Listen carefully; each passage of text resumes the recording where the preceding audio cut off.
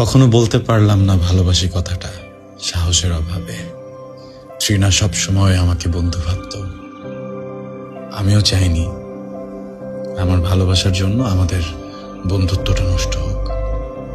ওরা ভালো থাকুক, ওদের ভালো রাখাটা তো আমারই দায়িত্ব।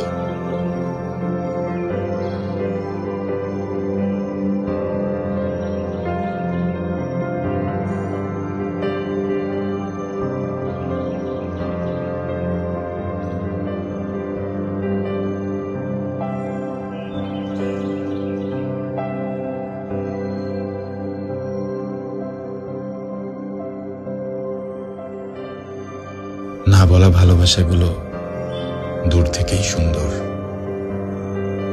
একতরফা হয়ে থাকুক জীবনের গল্পে।